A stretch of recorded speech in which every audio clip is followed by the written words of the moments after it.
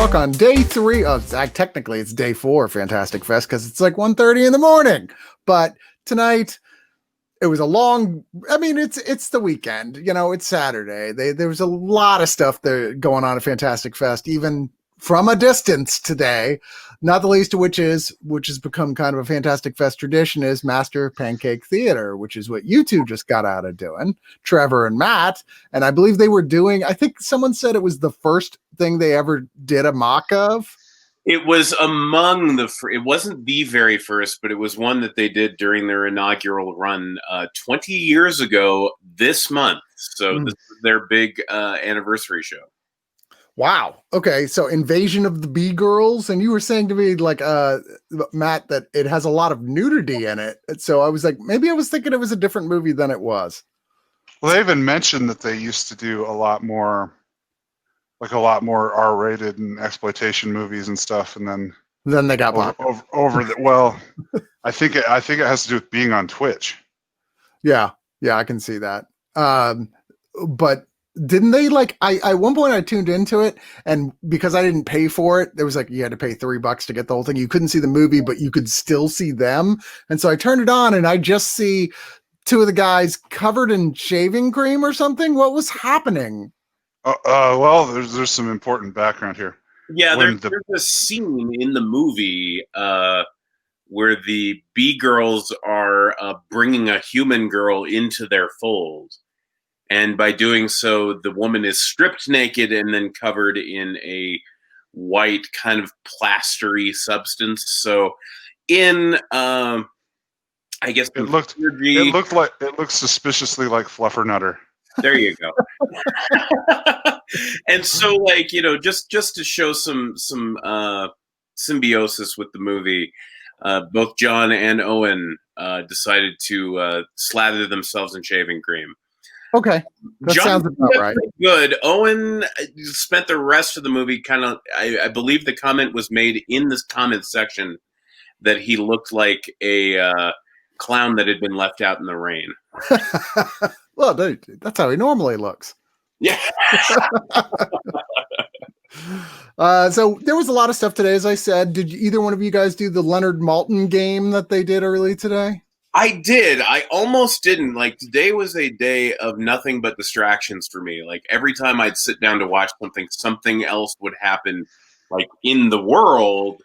Normally I'd be at Fantastic Fest. This stuff wouldn't be allowed to interfere, but unfortunately I'm home and people can get in touch with me. Bastards. I came just within a hair's breadth of, man, I love Leonard and I love the Maltin game. I love Ant Timpson, who came up with the Maltin game.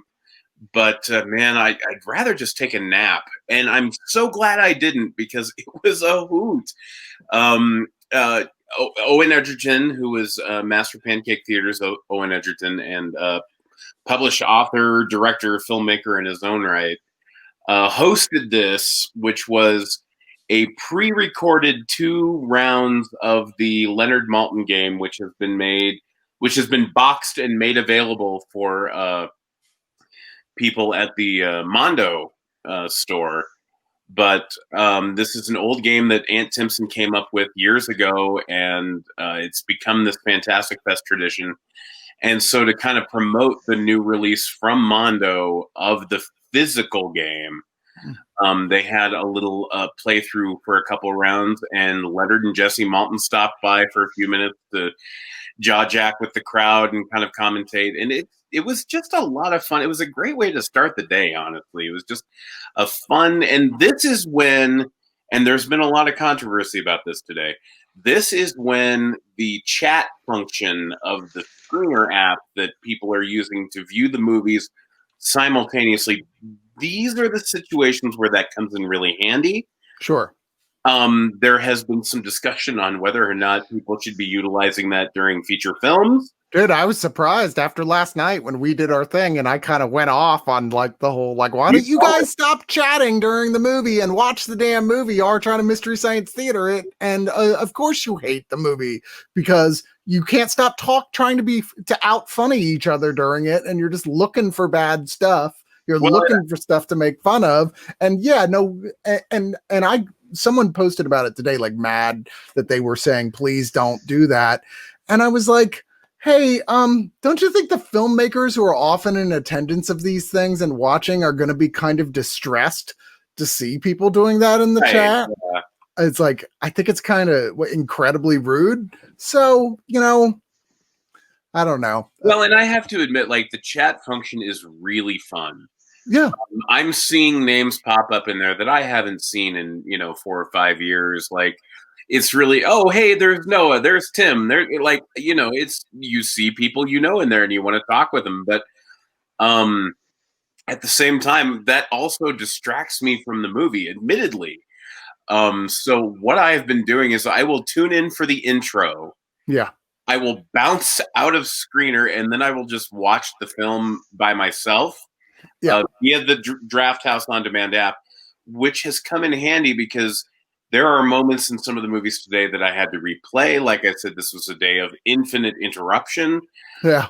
I literally finished the final film of the night before Master Pancake, like minutes before Master Pancake started. Much to Matt's dismay, because he wanted to talk about it. But I think we can do that now. So.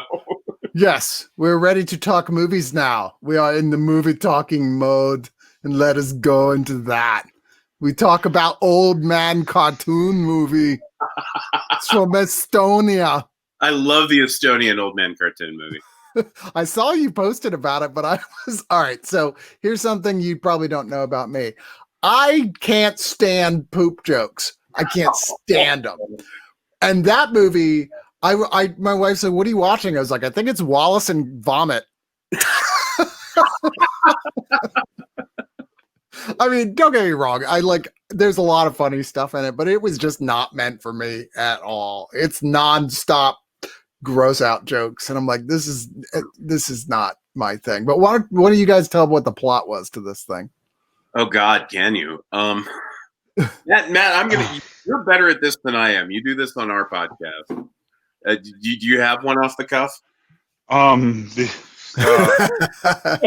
I'll just give him the easy one to describe. Go ahead. What is the plot of the Old Man Cartoon Movie? The Old Man Cartoon Movie, and this is clumsily translated. It's an Estonian web series, so it translates roughly as Old Man Cartoon, and so this would be their inaugural movie, and so that's why it's in that format. But so what we have here is a plot where we have 3 ridiculous children. Yeah. And this is all kind of the rough claymation of like remember the old Pingu? Yeah. Yeah. And Doot. Yeah, it's definitely not up to the level of the aforementioned Wallace and Gromit in terms of like the money spent on it or what have you. I mean, you can still see fingernail marks in the clay heads of the characters, and nobody's mouth moves. I mean, yeah, the choice was made that they're, when they have dialogue, that they don't animate the mouths. Mm-hmm. Yeah, parts of it are actually pretty sophisticated, but other parts of it are like it's definitely not like Anomalisa. Is what I'm prepping you for. Well, I actually kind of is, Matt, because like the choice to not manipulate their mouths is a stylistic choice. It seems like they're well enough along. They could have, but they're like, no, we're gonna keep this kind of cheap looking. And really, Matt, I don't know that I ever made you watch this, and it's something I'm probably going to have to, but. This reminded me acutely, if not more, of an R-rated version of, I think it was Fantastic Fest 2009 or 2010 that we did. A town called Panic. Oh yeah, Panic au Village from Belgium, which is it's toys that they've animated in a very similar fashion. I'm pretty sure that's on Amazon Prime. Yeah, and check it out. It is fantastic. Skip the British dubbed version. You want the original French language version. English version is weak sauce, but yeah, it's very similar. But this version, as you pointed out, Chris, is definitely more R-rated. There's a lot more biological humor, scatological humor. But for me, this worked. This was the perfect Fantastic Fest movie for me. Is it cool if I continue to summarize now, Trevor? Yes. Fine. All right. So So what happens is like these 3 kids from the city get sent to work at their grandpa's dairy, which is a 1 cow, 1 hut Flying purple establishment people eater in the countryside of Albania or Estonia, and he refers to working at the dairy as the milk life, and he's very pro milk. And there's a lot of discussion early in the movie of the consequences of inadequate or adequate milk consumption and the relative patriotism thereof. And the kids are awkward and they don't want to do farm chores, and the farm chores are gross and lead to gross out jokes. And then, so it's very typical, like, you know, there's some boomer humor where like he has a pet pig and he throws their phones to the pig and the pig eats them and then farts little glittery bits of phone. A lot of fart jokes. And there's some, and it's looking like it's going down this lane, and then the villain shows up, and he's this guy called Old Milker. And Old Milker is a disgraced dairy owner who neglected his cow until it exploded. Because if you don't milk cows every day, they explode. And we're not just talking about a messy explosion inside the barn. We're talking like an atomic explosion of lactose that, you know, takes out. And Old Milker was caught in the blast radius, and as a result, he has this horrible, waxy, bulbous, rotten body with milk for vital fluids. You're like, it's kind of a superpower, except he's handicapped too, so he can't really do much with it. He's like, I cry vanilla ice cream. I'm like, that dude can be my roommate. Yeah, he says something about crying ice cream and sweating sour cream. Yeah, sounds great. But then they go on a the kids try to liberate the milk cow because the grandpa's not very nice to it, and so the cow goes off on a little happy adventure. But then the Old Milker's going to kill the cow, so they have to recapture the cow. Trevor is dying. I am. Sorry, Doug Benson didn't show up to the movie riff tonight, so I had to celebrate on my own. Right, you had to smoke in his absence. That's why you notice the background is different, as I am actually in Colorado right now. Ah, well, or as anybody knows. So as you were saying, do they sell Cookie Crisp in Colorado? Of a sort. Cookie Crisp. Oh, I forgot. I shouldn't taunt Trevor. They don't have GoPuff where he lives. As long as they have Cinnamon Toast Crunch, everything's gonna be. I was at a place the other night, and the person I was visiting ordered GoPuff, and they were like, "Just throw it up to the balcony." They didn't even go down and meet the guy. Jesus. And it was like 3 pints of Chunky Monkey and 3 Pepsis. So it was kind of an athletic feat. But I digress. Kind of risky. So then we're in a race. We're in a race against time as Mr. Milker and some country folk he's recruited are looking to disassemble all cows and prevent all milk. Whereas the boys want to get man's the cow. Gotta work, as they keep saying. They want to get the cow back. And there's an adventure. There's a digression into Estonian hair metal from the 90s. And we learn more than we want to know about bears.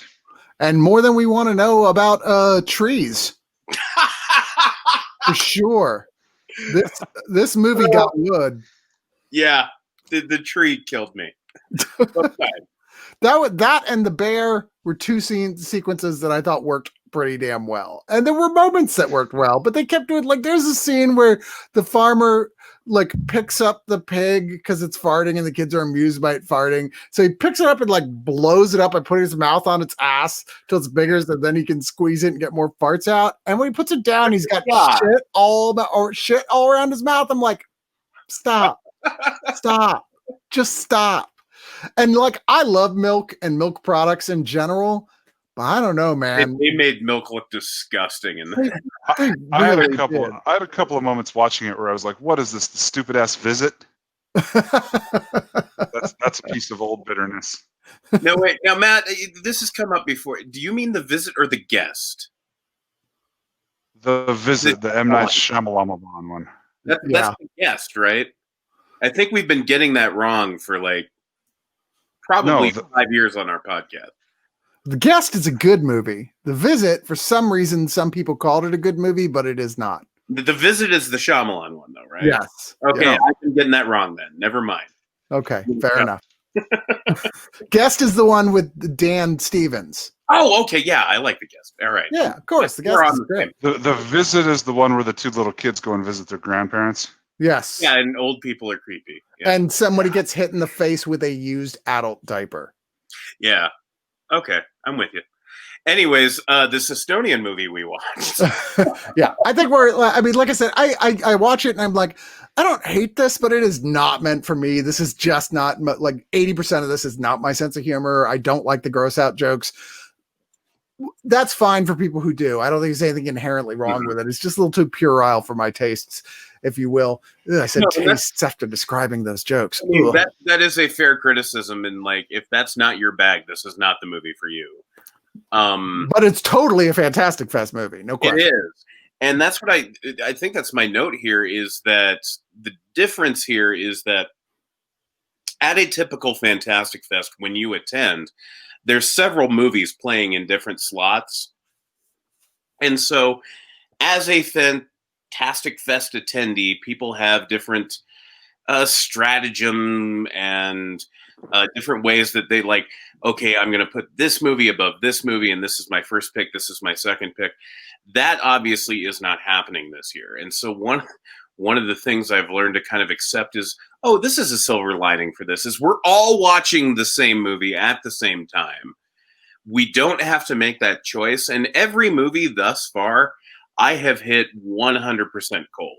Mm-hmm. And so I did not know what I was getting into with this one. And this is, like I said, I kept getting distracted today, and Matt texted me and he's like, hey, are you in on this? And I'm like, I literally just started. And he's like, are you starting from the beginning, or are you starting in progress? Because you need to go back. You need to start this from frame one. for Chris's reference, I'll put it like this. He came online to watch it right at the bear.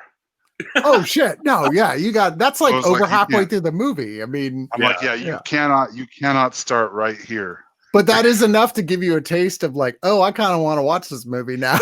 Like, this shit looks crazy. And Matt is ever the homework doer on the Nighthawks podcast that we do together. But like, he sent me this Wikipedia message, like perfectly timed too. Terminator in this film is an actual person from an actual band that exists in the real world. This is like a cartoon appearance of somebody who is very well known in Estonia as being a musician. And yeah, like, look them up. But only in Estonia. Yeah, only in Estonia. I'm so bad at geography. I swear to God, they were like Estonia, and I was like, is that where Dr. Doom is supposed to be from? That's the fictional country, right? It's linked from Encino Man came from Estonia. Dr. Doom comes from Latveria. That's right. Okay. Latveria, my understanding is always somewhere between Lithuania and Latvia. Yeah. Somewhere in that area, general region. Makes sense. They never really say specifically because they don't want you going out there and looking for it. Okay. But I'll tell you, not to get my tinfoil hat on, everybody knows that Latveria is where Finland is supposed to be, because Finland's not real.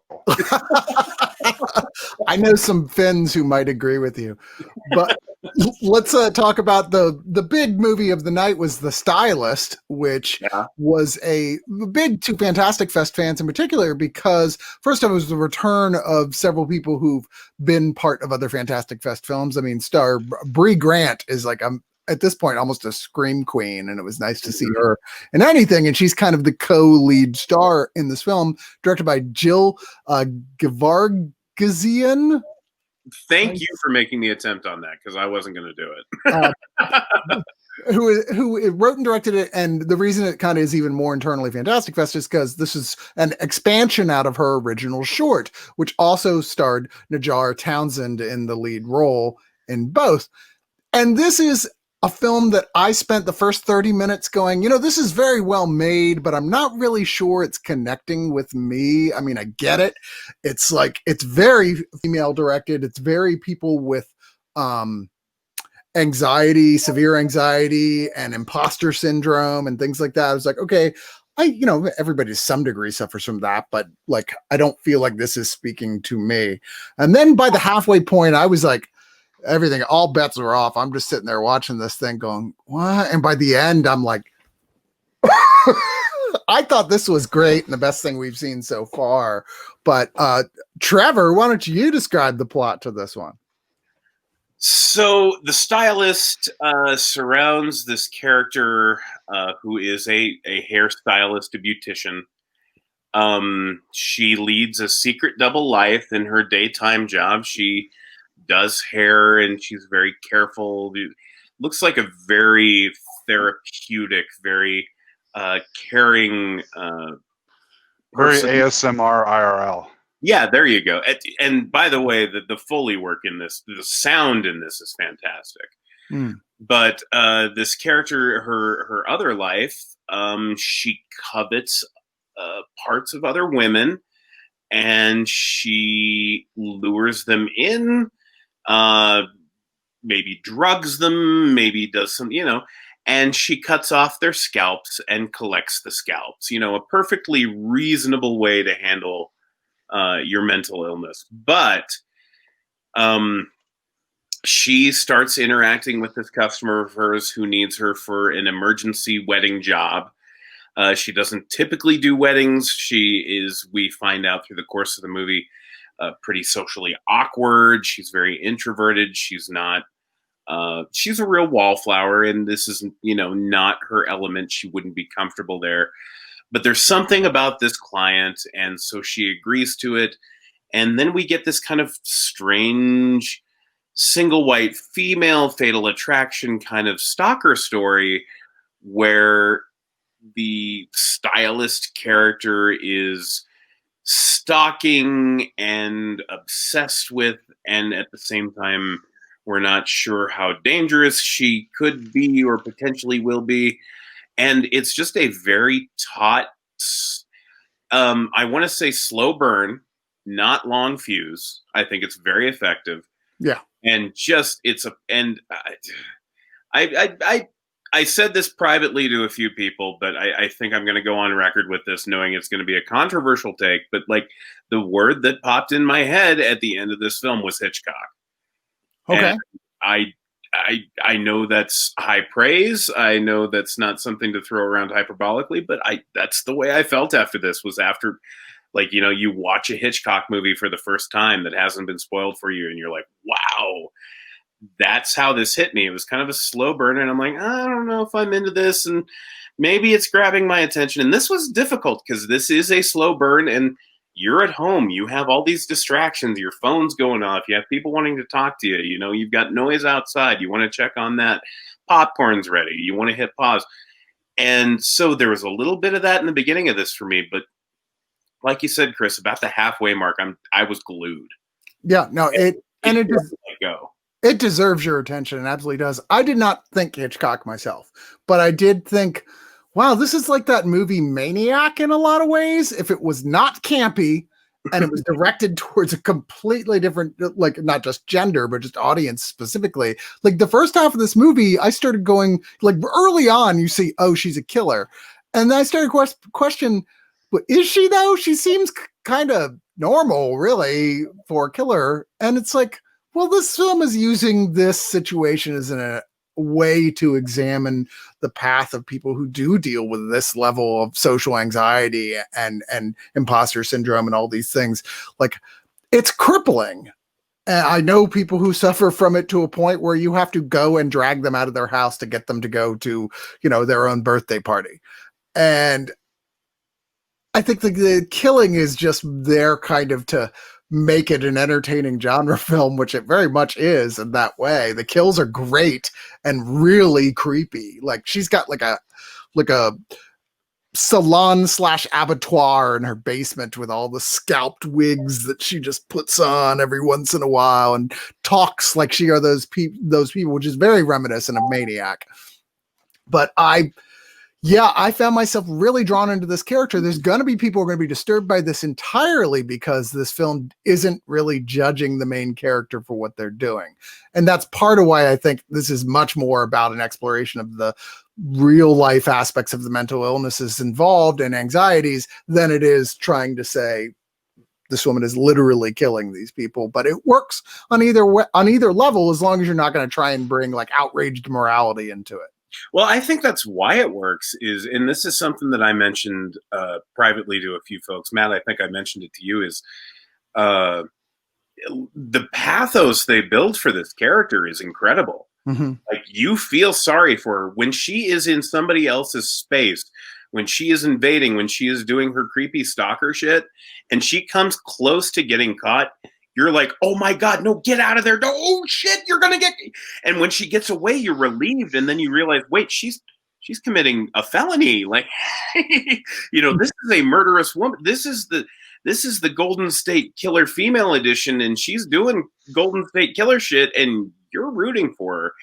And it's because it builds that pathos so well along the lines of being socially awkward, typing out a text message and then deleting it and then typing it out again and then deleting, like trying to navigate those weird social culture, trying to come out of your comfort zone in your shell and be that good person, and how awkward and uncomfortable and strange that can be. And you're so sympathetic with her that, when she's in the thick of it and doing embarrassing bad shit, you want her to succeed or at least get away with it or at least be better and learn from her mistake, Agreed. Matt, what did you think?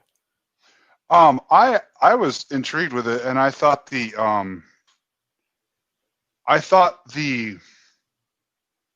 so it's very clear that you have sort of an A plot that is her fixation on this one client, right? And then you have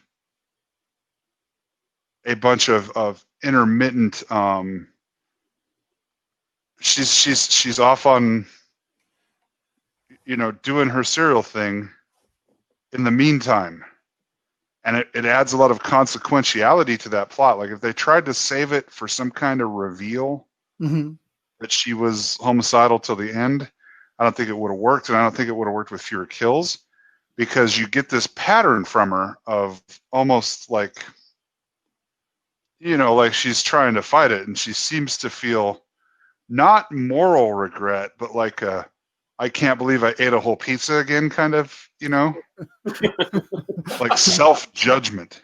But that almost is how you feel as a viewer to some degree afterwards. Like maybe not as it's happening, but like afterwards when she's doing that, you're like, girl, come on now. You got to stop that shit. You got to get it together.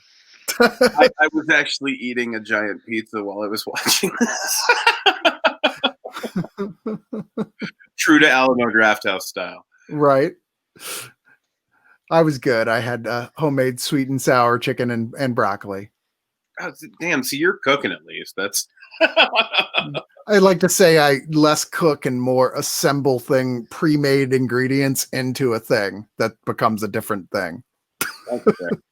No, I was impressed as shit with this movie. I had not the short had played, I think, the last Fantastic Fest that I attended or that I was able to attend. And I didn't see it. I remember it was a big deal. I remember people talking about it. I remember it was one of the hot tickets that I just ended up not getting into.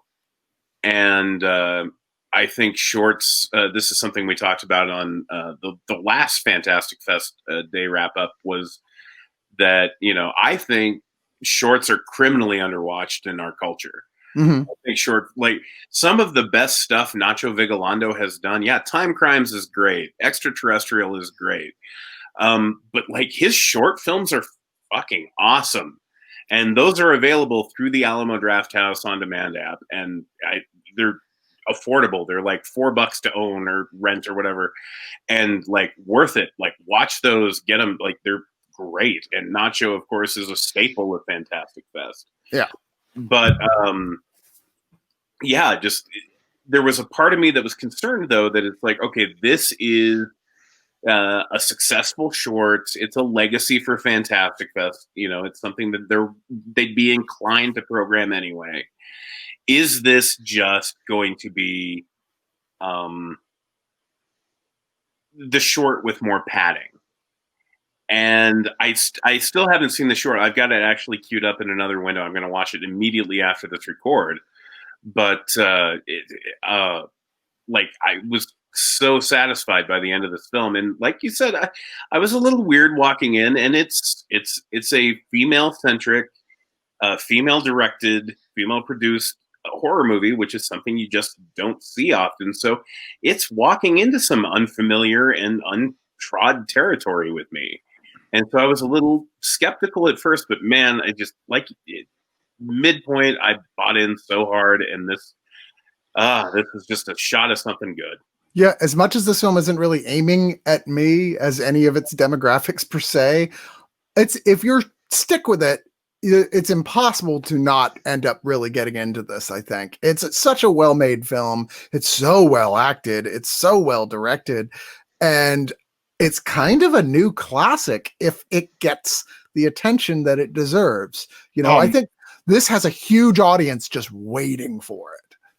One thing we didn't, I don't think any of us touched on yet is this is like a really pretty movie. Yeah. Like the photography in this is singularly impressive. For the sound is fantastic. I mentioned that at the beginning, but like, you know, there is some flesh being separated from bone. There is some blood spurting. There is a scene where just the lip smacking sounds of one of the characters is so perfect and so part of the scene. And yeah, just the sound here, even listening through my shitty laptop speakers. Like, I really wish I could have given this movie a better shake with a sound system. Yeah, no, agreed. But I mean, as well, like the lighting was always, I mean, obviously to some degree, there was obviously some influence from the Italians there, but it really worked, and it was very colorful and beautiful and well chosen to set up any given sequence. And also anachronistic for this sort of horror film, I think, in the American sense of this sort of horror film, because everything is kind of bright and colorful throughout this thing. But also, God, the costuming is terrific in this. Holy shit. I mean, yeah, obviously hair and makeup. I mean, come on, it's called The Stylist. But like the costuming as well, just everybody's wearing these terrific dresses and have these great shoes. And you're like, wow, this is they really did not leave a stone unturned here. Well, there's also some weird, like she has almost an issue with like, she's almost like misophonic and texture phobic. Like she has some processing issues, and they show her like they'll do these weird focus pulls on like people's, you know, pores in their skin and their body hair and stuff, and like to indicate like her OCD or whatever. And those were all like really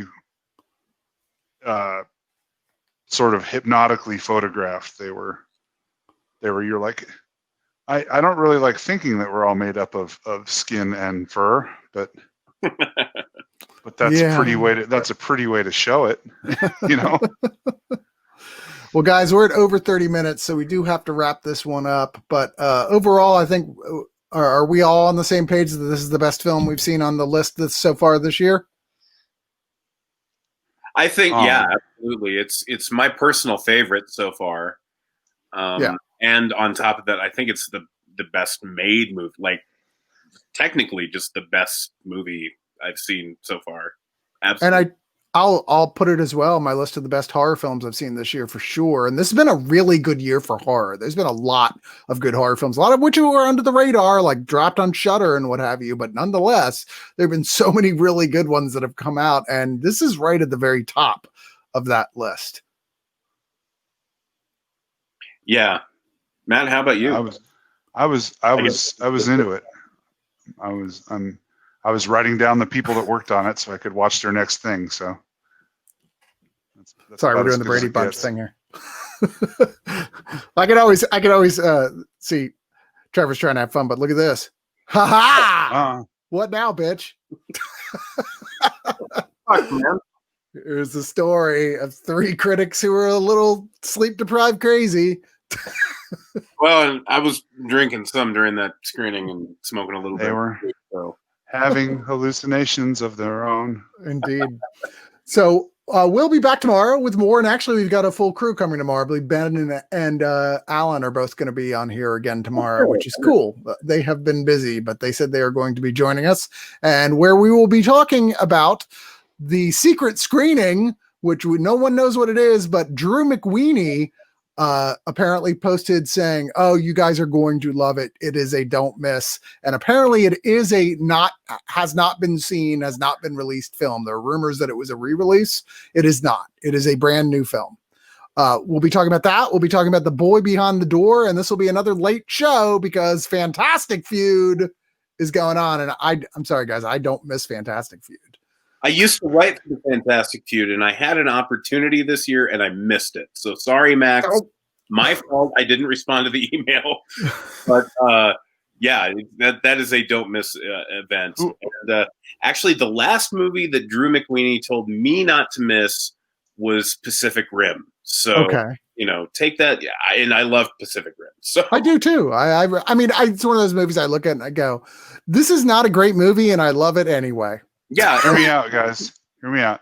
I don't want to give you false hope, but there is a chance that it's 6 curated episodes of Becker. Or it's the butthole cut of Cats. Oh. Oh, God, no. All right. Well, thanks for watching, everybody. We've got people from Poland and New Zealand watching us. Hello. Good morning. Yeah. Good morning. Whoa. Happy 9 in the morning. And we'll be back tomorrow, late night. Hey, thanks for watching our video. This is Oneofus.net. Like and subscribe to keep us going. Check out all the rest of the videos we have here on YouTube. Go to Oneofus.net for tens of thousands of audio recording podcasts that we've done reviewing your favorite movies and television shows. And you can even become a subscriber there for yet more stuff, including commentaries for movies and television shows. Join Oneofus.net, support Oneofus.net, like and subscribe, and thanks for watching.